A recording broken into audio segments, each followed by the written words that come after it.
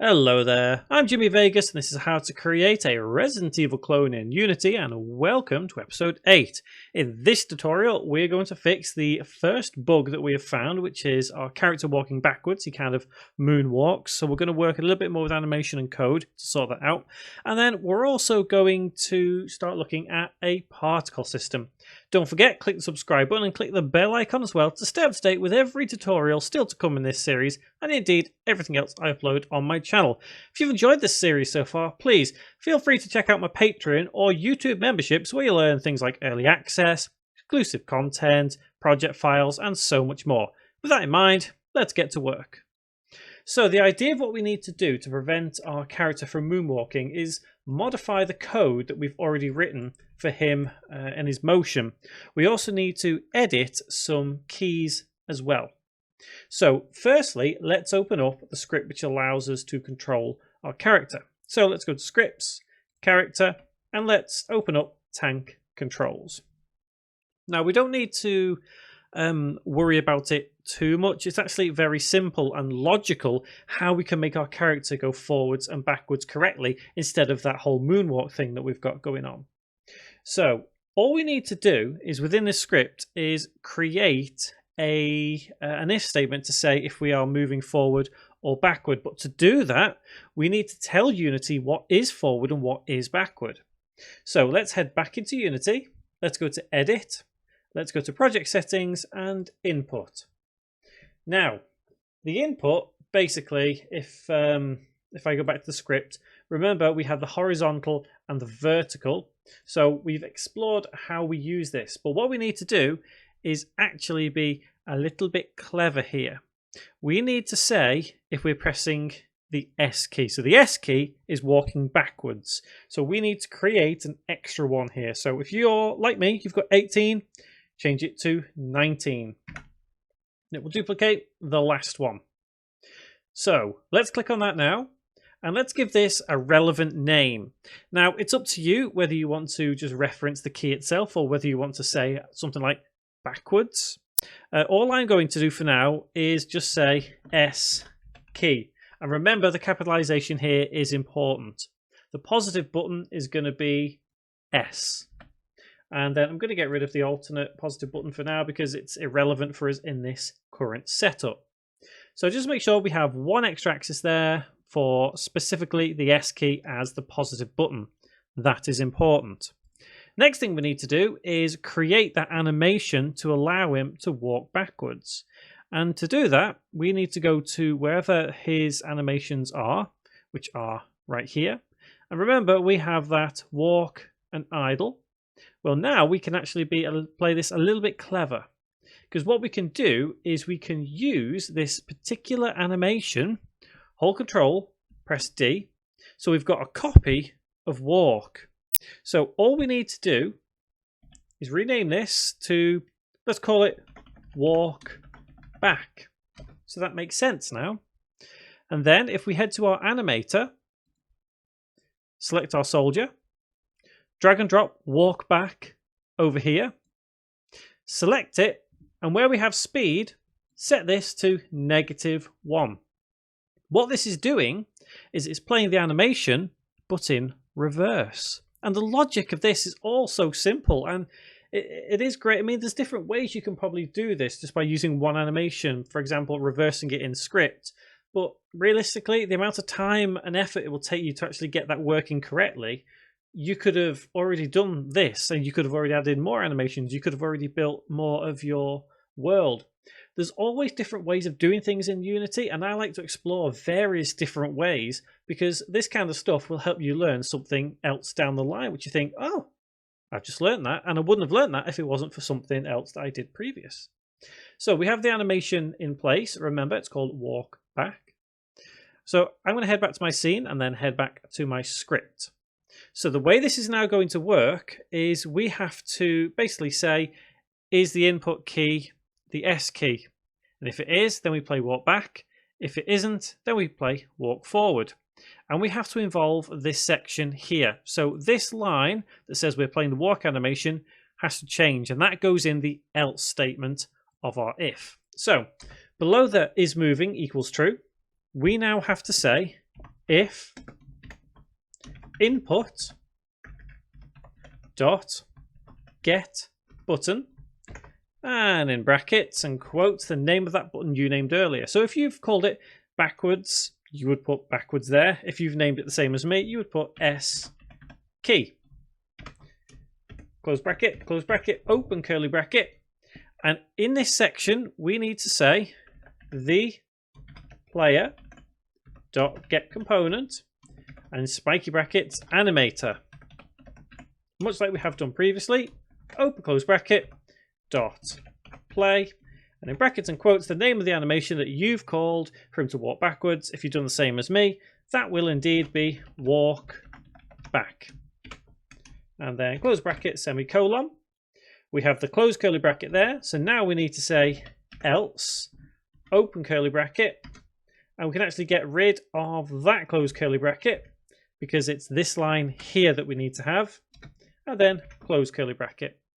So all we've done at this point is say, if we're pressing the S key, then we play this animation. If we're not actually pressing the S key, we play the normal walking animation. So now this extra if statement will be able to help the script determine whether we should be moving forward or backwards, or rather playing the forwards or backwards animation, providing we are moving in that correct direction. So I'm going to save that script and then head back into Unity. And it's compiled just fine. So now let's press play. And let's make sure this works. So let's walk forward. That's all good and well.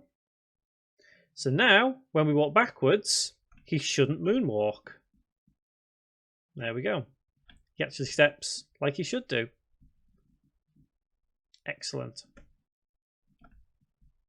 So I am a fan of tank controls, I have to say. I do like playing around with them quite a bit. So that is how we can manipulate animation and script to allow our character to walk backwards as well as forwards relatively well. So now I want to move on to a particle system. And what I want to do with particle system is kind of give the impression of just, you know, like a, not hazy, but a kind of like floaty little dusty bitty kind of thing going on. Particle systems can be used for many, many different things, and it doesn't have to just be dust or particles or whatever. It could be things like a flame as well, which we will obviously get around to at some point because there's naturally going to be fire within a Resident Evil game. So, a particle system. Now, if we go to Game Object, we can actually see if you're actually using a very old version of Unity, it may be in a different version, but I don't think anyone really should be using something like Unity 5 anymore. We should be using it at least 2018. So let's go to Effects and Particle System, and you'll see it just appears and does that. So by default, a particle system is going to look pretty bland and boring, but there's a lot we can actually do to control how the particle system appears. And I'm not going to go into massive amounts of detail in this tutorial because I feel that it's not really necessary to go into absolutely everything all in one go, because we can explore different options at different points within the series. So the first thing we're going to take a look at is, well, almost everything here in this first section. And duration obviously would be the duration of these particles, i.e. from the point where they start to the point where they end up here. And you'll see they just disappear. Now, next thing we have here is looping. Obviously, if we didn't have that ticked, it wouldn't go on forever. It would just happen once, and that was it. The next option, pre-warm. Now, I will show you something now so we can understand what pre-warm actually means. So I'm going to bring the particle system straight towards our player, and then I'm going to press play. And we'll be able to see that it starts. As we start the scene, the particle system starts. However, if we tick pre-warm, that means it gives the impression that that particle system has been going even before we press play, so it'll start midstream, like so. So it's always kind of handy to have pre-warm ticked, especially in this kind of scenario that we have here. So next up, we have start lifetime. Now, best way for me to describe this is if we change this to, let's say, 1, press play, you can see that the lifetime of it is much shorter. If we change this to 0.1, we just wouldn't see anything. It'd just look a little bit silly. So keep in mind that this is the lifetime of the entire single particle that is produced. And we can control how many particles are produced. So let's have this as, let's say 20 for now. Now the start speed, obviously, is the speed at which it starts. 5, you can see it appears quite quickly.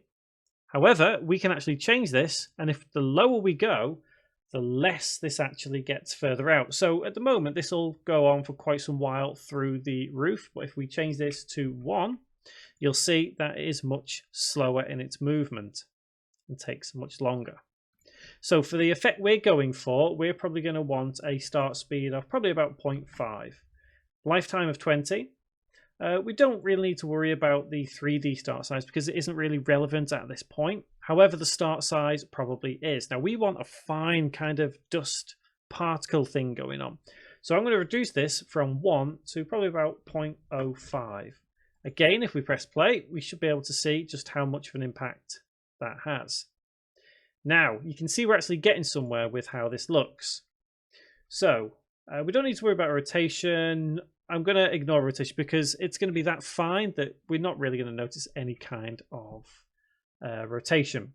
Now, the start colour, I want to have as a bit of a grey colour, but I also want to have middle alpha. So it's kind of see-through, but you'll see what I mean now.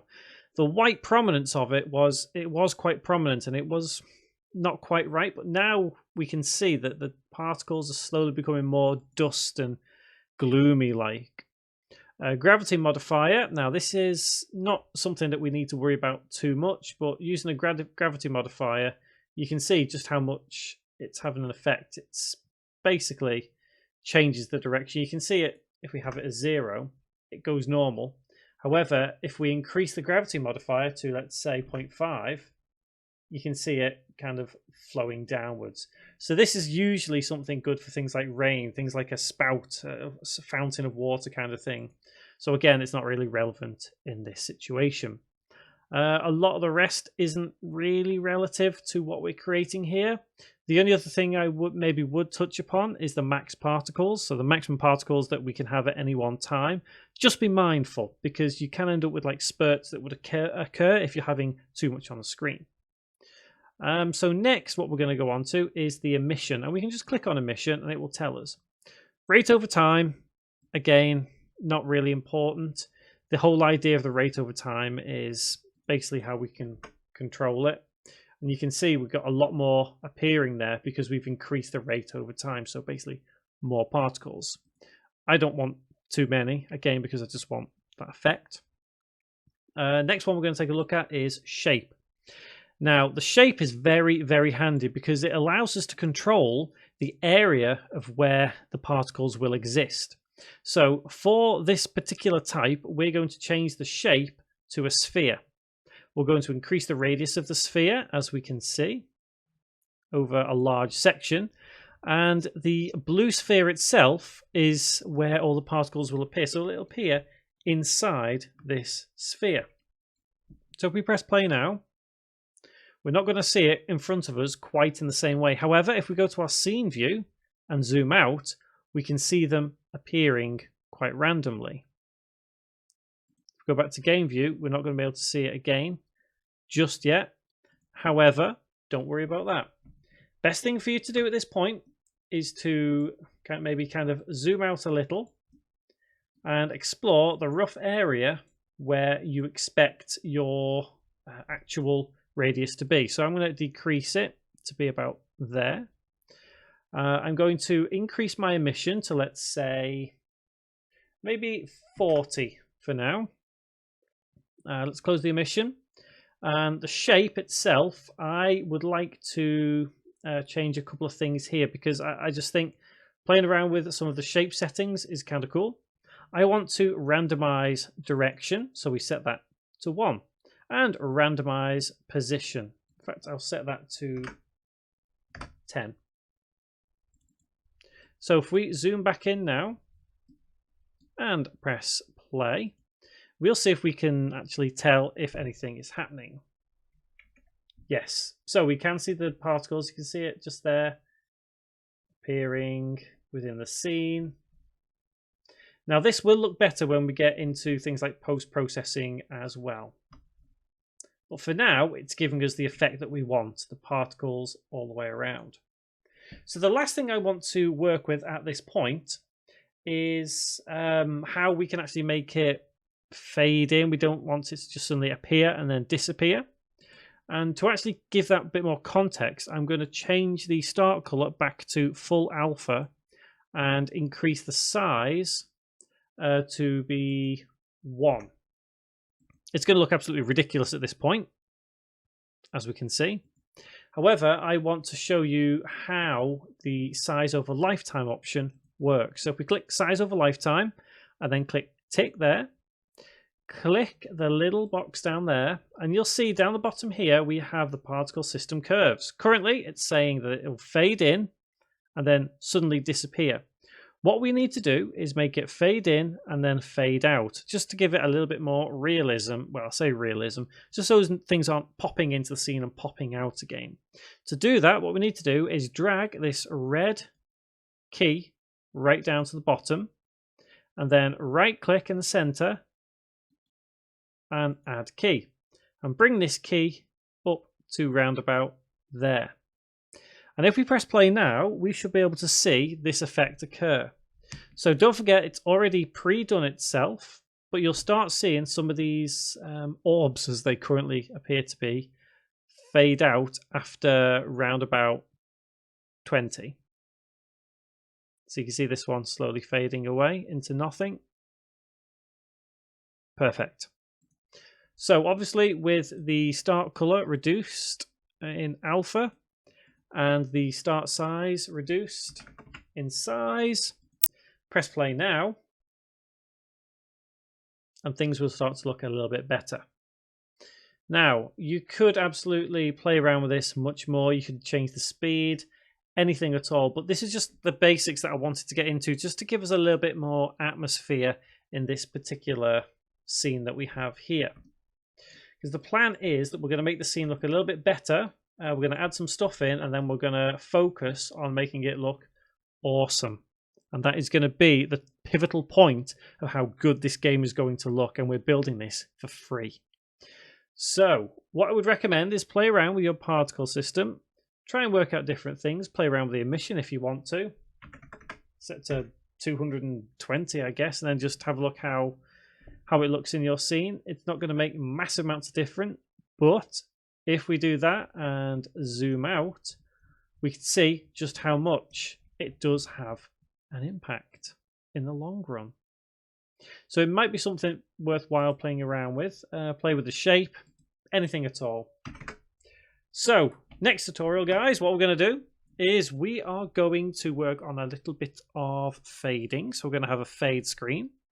We'll have some sound as well, I think. So maybe some, ambience or something like that.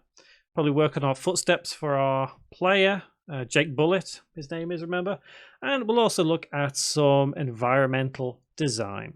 So until that next tutorial, guys, thank you very much for watching.